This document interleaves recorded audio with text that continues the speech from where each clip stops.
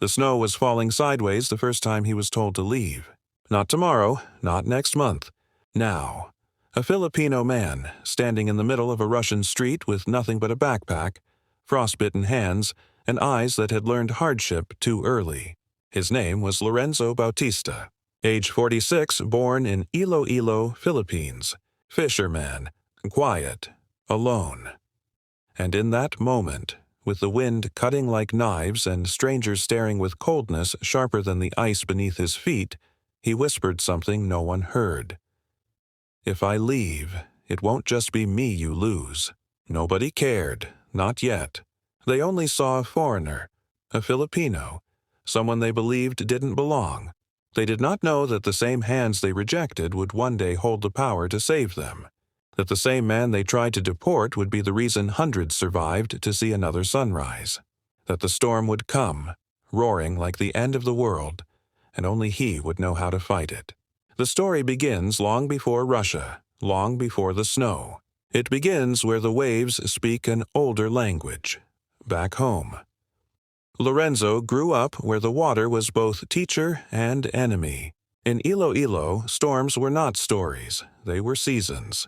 He learned to swim before he learned to write, learned to tie a boat before he could tie his shoes, and when typhoons came like hungry gods, tearing through houses and lives, Lorenzo was the boy who ran towards the ocean, not away from it.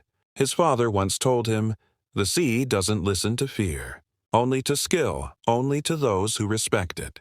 Those words became his spine. So when his father died in a storm, drowned saving tourists who were strangers to him, Lorenzo did not break. He became the man who no longer feared water, because water had already taken everything from him.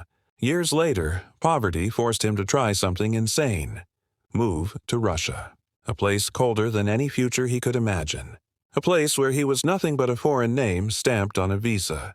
In Yuzhno-Sakhalinsk, where winters swallow light and oceans freeze into white deserts, he found work on fishing trawlers. Dangerous work, the kind Russians themselves avoided.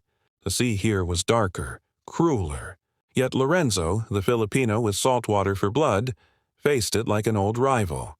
Every morning he woke before the sun. He lit his little stove. He ate rice he stretched for days.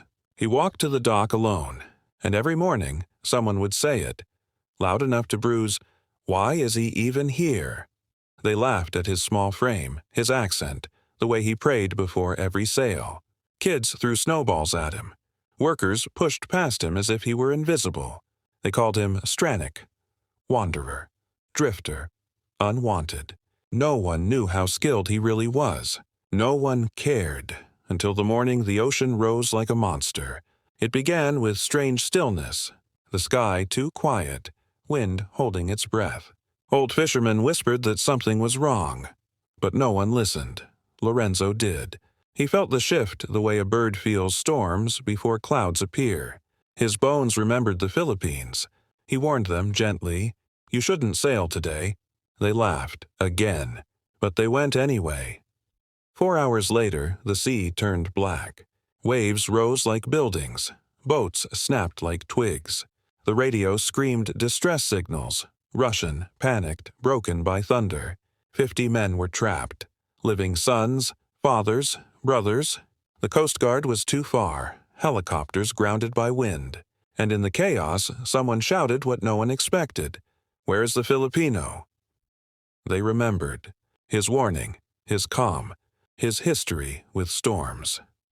They found Lorenzo kneeling near the dock, tightening a rope with hands that had mastered typhoons since childhood.